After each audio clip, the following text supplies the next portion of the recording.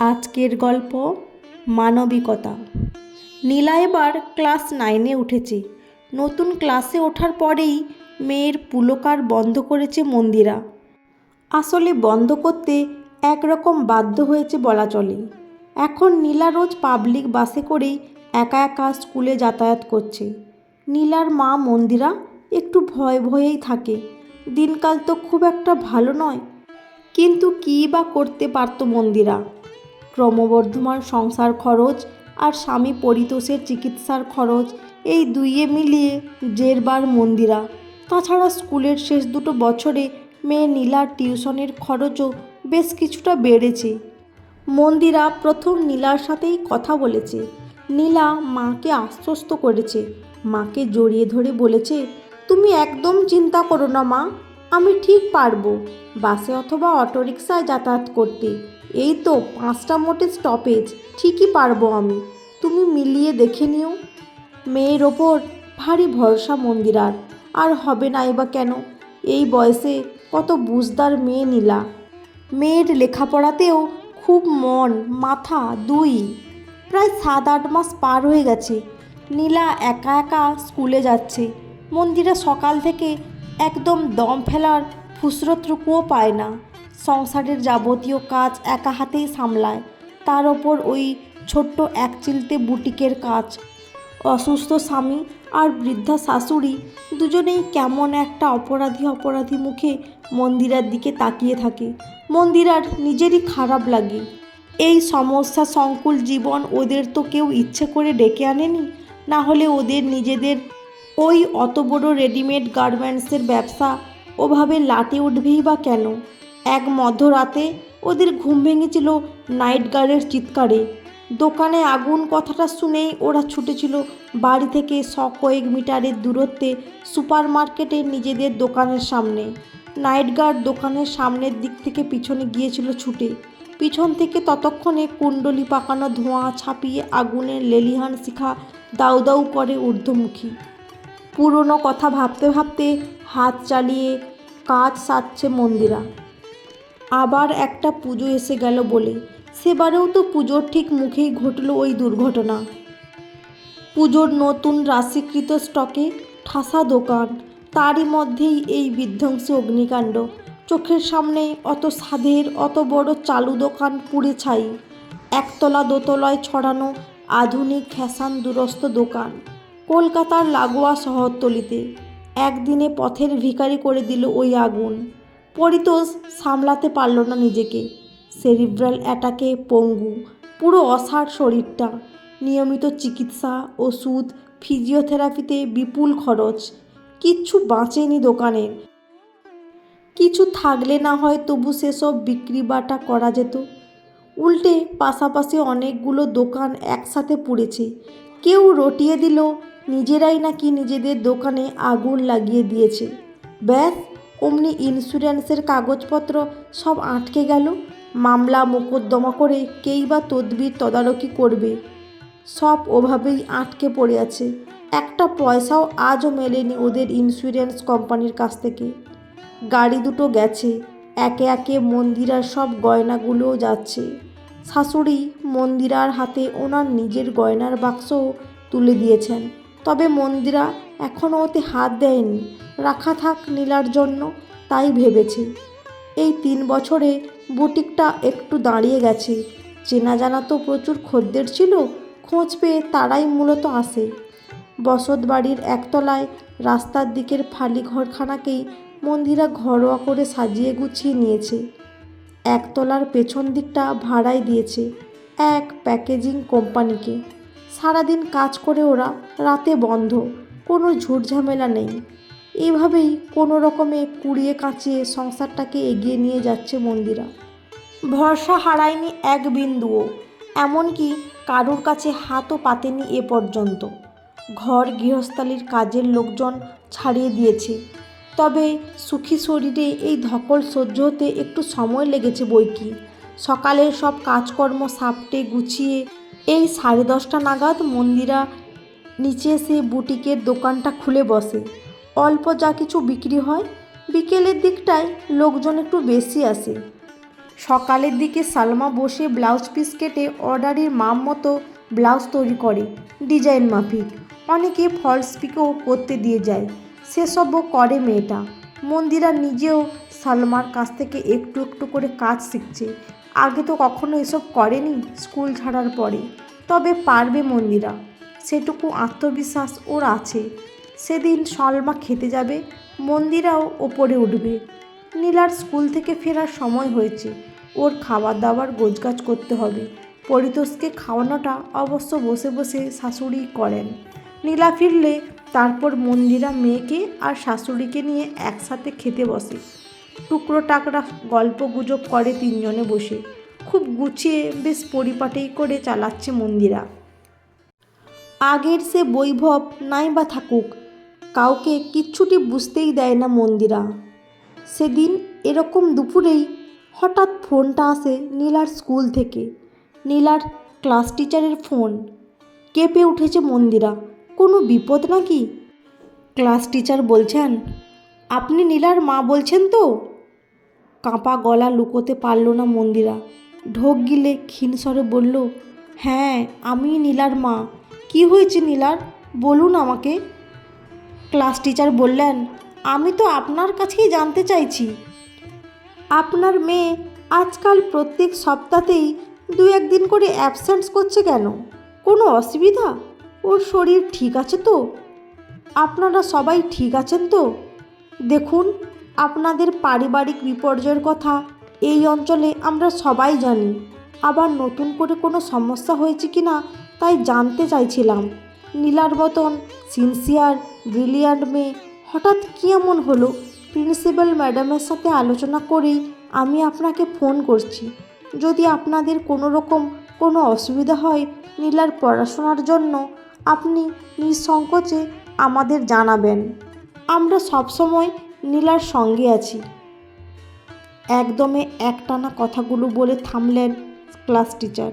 মন্দিরার কান দিয়ে যেন ধোঁয়া বেরোচ্ছে, চোখ ঝাপসা, গলা শুকিয়ে কাঠ। ধীরে অস্ফুটে কোনো রকমে বলল, ঠিক আছে। মন্দিরার হিসেব সব গোলমাল হয়ে যাচ্ছে। বদ কোনো সঙ্গে পড়েছে মেয়ে নির্ঘাত, কিন্তু ধৈর্য ধরে চুপ করে রইল। নীলা একদম সঠিক সময়ে স্কুল থেকে ফিরল, খাওয়া দাওয়া করলো, গল্প গুজবও করলো রোজকার মতোই। তীক্ষ্ণ দৃষ্টিতে মেয়েকে পর্যবেক্ষণ করতে লাগলো মন্দিরা। কোথায় তো কোনো অস্বাভাবিকতা মন্দিরা দেখতে পাচ্ছে না।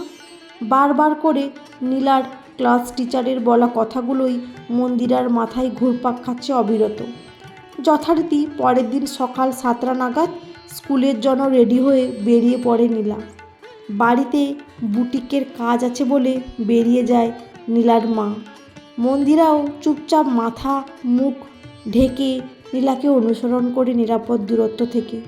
নীলা বাস স্টপ থেকে বাস ধরে স্কুলের দিকে রওনা হয়ে যায়। অটো ধরে মন্দিরাও যায় ওই বাসের সঙ্গে সঙ্গে। তারপর দেখছে স্কুলের সামনে স্টপেজে নেমে নীলা স্কুলে ঢুকে পড়েছে। আবার ছুটির পরেও ঠিক সময় বাড়ি ফিরছে। সকালে একবার স্কুলে ঢুকে গেলে তো ছুটি হওয়ার আগে বেরোতেই পারবে না।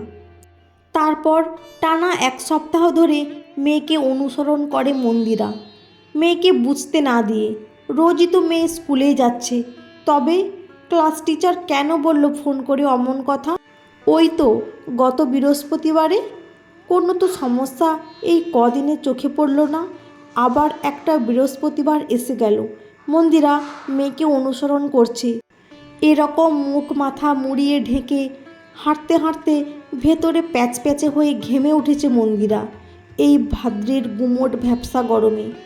বাস স্টপে পৌঁছে এদিক ওদিক তাকিয়ে দেখে নীলা সোজা বাঁ দিকের গলিতে ঢুকে গেল। কোথায় যাচ্ছে ও? মন্দিরার হাত পা কাঁপতে শুরু করেছে। আজ সেই বৃহস্পতিবার, আর ক্লাস টিচার তো গত সপ্তাহের বৃহস্পতিবারেই ফোন করে মন্দিরাকে জানিয়েছিল নীলার ব্যাপারে। গলিতে ঢুকে নীলা গলির এক পাশের একটা গুমটি দোকান থেকে কয়েকটা বাপুজি কেক আর ছোট ছোট কয়েকটা বিস্কুটের প্যাকেট কিনে নিজের স্কুল ব্যাগের চেন খুলে ব্যাগের মধ্যে ভরে আবার সামনের দিকে হাঁটা শুরু করলো। তারপর পাশের আর একটা আরও সরু গলিতে ঢুকে হাঁটতে থাকে। নীলার মাও অজানা আশঙ্কা ও উৎকণ্ঠা নিয়ে নিজেকে লুকিয়ে রেখেই মেয়েকে অনুসরণ করতে থাকে। মিনিট 5 হাঁটার পর নীলা একটা ঝুপড়ি ঘরের সামনে এসে দাঁড়ায়। পায়ের আওয়াজ পেয়েই বোধহয় ভিতর থেকে দুটো ছোট ছোট ছেলে বেরিয়ে আসে। নীলা তাদের সাথে ভেতরে চলে যায়। জায়গাটা এত নোংরা ও অস্বাস্থ্যকর, নীলার মায়ের গা ঘিন ঘিন করে উঠছে। এখানে নীলা কি করছে? তবুও এগিয়ে যায় নীলার মা। ঝুপড়ি ঘরের সামনে এসে নীলার মা স্তব্ধ, হতবাক। এ কি তার ছোট্ট নীলা? ঝুপড়ির নড়বড়ে চৌকিটার ওপরে নোংরা একটা বিছানায় আধশোয়া হয়ে বসে আছে রূপালী। রূপালী নীলার আয়া, রুগ্ন কুশ বিছানায় মিশে আছে সে। 7 দিন বয়স থেকে নীলাকে রূপালী কোলে পিঠে করে অতি যত্নে মানুষ করেছে। দোকানে আগুন লেগে যেদিন নীলার সর্বশান্ত হয়েছে সেই দিন পর্যন্ত। তারপর মন্দিরা আর রাখতে পারেনি কাউকে। সবাইকেই 2 মাসের করে মাইনে দিয়ে জোর হাতে চোখে জল নিয়ে বিদায় জানিয়েছি। তাও রূপালীর এত মায়ার টান ছিল যে ঠিক রাখি পূর্ণিমার দিনে 3খানা রাখি হাতে করে একটু মিষ্টি নিয়ে আসতো। একটা রাখি রূপালী নিজে শয্যাশায়ী দাদাবাবুর হাতে বেঁধে দিত, আর 2খানা রাখি নীলার হাতে দিয়ে নিজের ছেলেদের হাতে বাঁধাতো।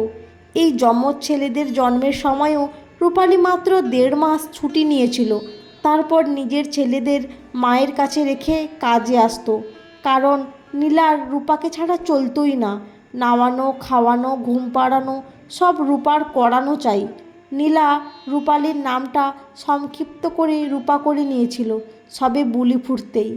মন্দিরা অবাক হয়ে দেখল রূপালীর পাশে বসে নীলা ব্যাগ থেকে কেক, বিস্কুট সব বার করে রাখল।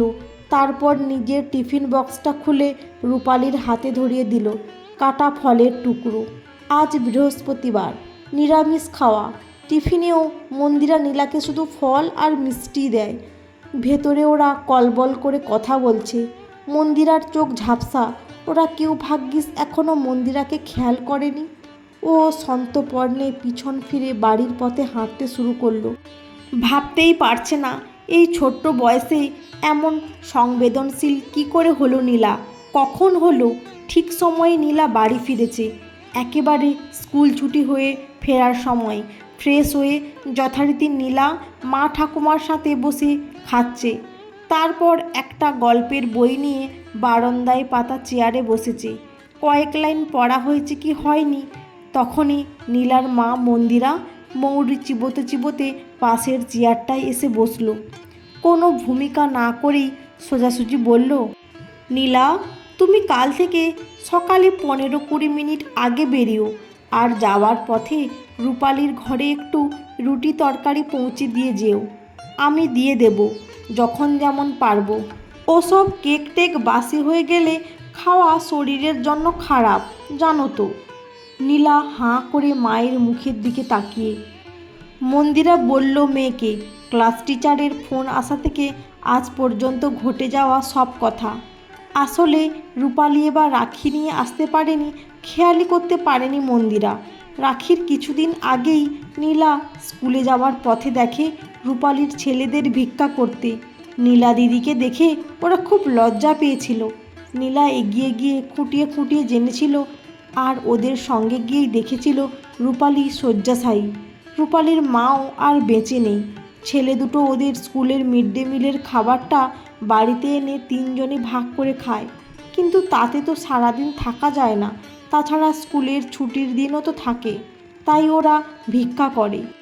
নীলা তো ওদের নিজেদের বাড়ির অবস্থাও খুব ভালো করেই জানে, তাই এসব বলে আর মাকে বিব্রত করতে চায়নি। বৃহস্পতিবারে মা ফল দেয়, তাই প্রত্যেক বৃহস্পতিবারেই ও ফল মিষ্টিটা ও রূপাকে খাওয়াতে যায়। রূপার এখন একটু ফল খাওয়া খুব দরকার। অন্য কোনো দিনে মা টিফিনে ফল দিলে নীলা ও রূপার জন্য দিয়ে আসে গিয়ে। অন্য সময় তো নেই, অগত্যা তাই স্কুল কামাই করেই যায়। তারপরের দিন মন্দিরা মেয়ের হাতে একটা কৌটোয় রুটি তরকারি দিয়ে বলল, তুমি লেখাপড়া করে যেদিন নিজের পায়ে দাঁড়াবে সেদিন দেখবে তুমি এই গরিব মানুষগুলোর জন্য আরও অনেক বড় কিছু পদক্ষেপ নিতে পারছো। সমাজের নিচুতলার পিছিয়ে পড়া মানুষদের দিকে আরও অনেক বেশি করে সহযোগিতার হাত বাড়াতে পারছো। আমি আর আমার আশীর্বাদ তোমার সঙ্গে সর্বদা বলয়ের মতো ঘিরে থাকবে। আমি তোমার জন্য গর্বিত নীলা। ঈশ্বর যেন সারা জীবন তোমার এই অমূল্য মানবিকতার মুখকে সুরক্ষিত রাখেন আর তোমার হাত দিয়ে দেশের মঙ্গল করান। বন্ধুরা, আজকের গল্পটি কেমন লাগলো? যদি ভালো লেগে থাকে অবশ্যই একটি লাইক দিয়ে চ্যানেলটি সাবস্ক্রাইব করে পাশে থাকবেন। অসংখ্য ধন্যবাদ।